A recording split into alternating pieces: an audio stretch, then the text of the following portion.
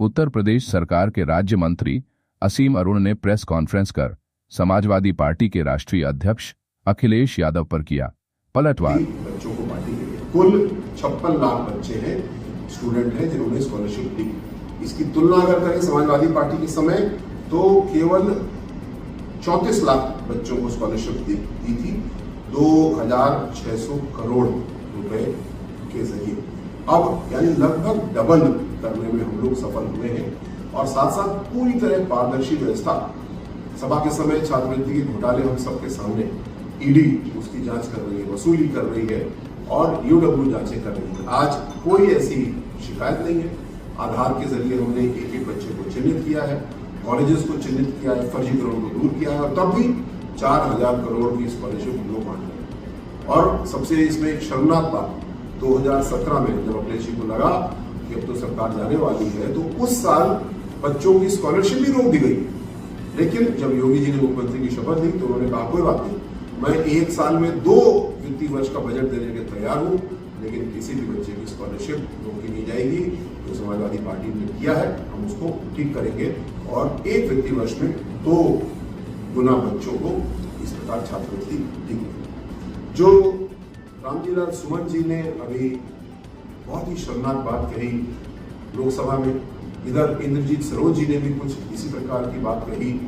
ये दोनों लोग बड़े सम्मानित नेता हैं, बड़े अनुभवी नेता हैं और मैं विश्वास करता हूं कि इनके मुंह से कोई जबान फिसल गई ऐसी बात नहीं निकलती। ये सोचे समझी बातें कहते हैं। जो इनको निर्देश मिलता है वो कहता है। निर्देश इनको ये मिला है कि दूध में नींबू का काम करो, फाड़ो लोगों को, बांटो लोगों को और फिर इससे सोच रहे हैं कि शायद उनको कोई राजनीतिक पनीर उसमें से मिले। लेकिन ऐसा होगा नहीं, क्योंकि आज उत्तर प्रदेश की जनता बहुत जागरूक है। योगी जी ने पहले से आगाह किया है, बटोगे तो कटोगे। मोदी जी ने पहले से मंत्र दिया है, एक है तो सेफ है। आज उत्तर प्रदेश में एनडीए की, भारतीय जनता पार्टी की सरकार सबको साथ लेकर के चलने का काम कर रही है। हम किसी भी मत, मजहब, समूह, लिंग, किसी को नहीं बोलते क्षेत्र को कि ये हमारा वोटर नहीं है। हम किसी को ये भी नहीं बोलते कि ये हमारा वोट बैंक है। हम हर घर हर चुनाव में जाते हैं, जाकर के लोगों से अनुरोध करते हैं। कभी यहाँ से वोट ज्यादा मिलता है, कभी यहाँ से वोट ज्यादा मिलता है, लेकिन जो लोकतंत्र का असली भाव बाबा साहब ने दिया था उसके तहत काम करते हैं। और उसके विपरीत आप देख रहे हैं अखिलेश जी लगातार 2-3 जाति समूह को साध लो और काम बन जाए, ऐसा करने की कोशिश कर रहे हैं। क्या बाबा साहब के संविधान में ये था कि 2-3 जातियों को साधो और अपना काम करो? बाबा साहब के संविधान में स्पष्ट था कि सबको साथ हम लोग को लेकर के चलना है। मेरा अनुरोध है अखिलेश जी, आप ऐसी बांटने वाली राजनीति ना करिए जो अपने समय का भ्रष्टाचार है, जो आपके सरकार के समय कोई काम नहीं हुआ, भर्तियां नहीं हुई, एम्प्लॉयमेंट नहीं बढ़ा, उसकी वजह से आपको सिरे से खारिज किया गया, आपको राजनीतिक हाशिए में जनता ने पहुंचाया। योगी जी को 2017 में भाजपा को चुना, 2022 में दोबारा आशीर्वाद दिया और केवल काम और विश्वास की वजह से आशीर्वाद मिला। मुझे विश्वास है कि ये भविष्य में भी जनता का आशीर्वाद इसी प्रकार मिलेगा, क्योंकि भारतीय जनता पार्टी की सरकार भ्रष्टाचार को नष्ट कर रही है, अपराधों को दूर करने में सफल हो चुकी है और अब जिस तेजी के साथ आर्थिक विकास हमारा हो रहा है, हाईवे में हम नंबर 1 है। इसके आंकड़े पूरी तरह स्पष्ट होंगे, क्योंकि मैंने पुलिस की सेवा की है, अखिलेश यादव जी की सरकार में भी की है, उसके पूर्व में भी की है, उसके बाद में भी की है और आंकड़ा निकाल करके स्पष्ट देख लिया जाए। समाजवादी पार्टी के समय जो नियम है कि अनुसूचित जाति जनजाति के कितने अनुपात में थानाध्यक्ष इंस्पेक्टर होंगे, अभी आंकड़ा मिल जाएगा, वो बिल्कुल भी पूरा नहीं होता था, बल्कि 0 ज्यादातर जिलों में छोड़ दिया जाता था। ऐसा क्यों?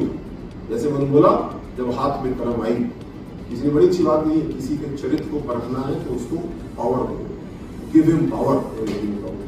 जब आपके हाथ में पावर थी तो आपने हर तरीके से अनुसूचित जाति का, दलितों का अपमान किया, उनके हक को मारा, चाहे वो थानाध्यक्ष की पोस्टिंग हो, चाहे वो डीएमएसपी की पोस्टिंग हो, चाहे वो तहसीलदार की पोस्टिंग हो। ये तो आंकड़े हम सबके सामने हैं। जो लोग सुन रहे हैं वो स्वयं इस बात को समझेंगे कि ये क्या प्रत्यक्ष प्रमाण है। लेकिन आज योगी जी ने उसको पूरी तरीके से बदल दिया। आज हर व्यक्ति, सरकारी कर्मचारी अपनी काबिलियत के आधार पर पोस्टिंग पा रहे हैं। जो निकम्मे हैं, ढीले हैं, उनके खिलाफ कार्रवाई हो रही है। वो किस जाति के, धर्म के फर्क नहीं पड़ता। जो भ्रष्ट हैं उनको बर्खास्त किया जा रहा है, वो किस जाति धर्म के हैं इससे कोई फर्क नहीं पड़ रहा।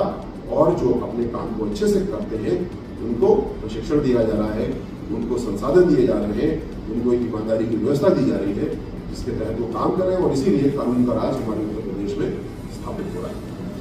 वक्फ बोर्ड को लेकर विपक्ष लगातार पहले भी प्रदर्शन, सरकार उसका प्रचार कर रही है, बिल्कुल सही बात है, क्योंकि एक संवैधानिक व्यवस्था के तहत वक्फ के कानून में अमेंडमेंट किया गया।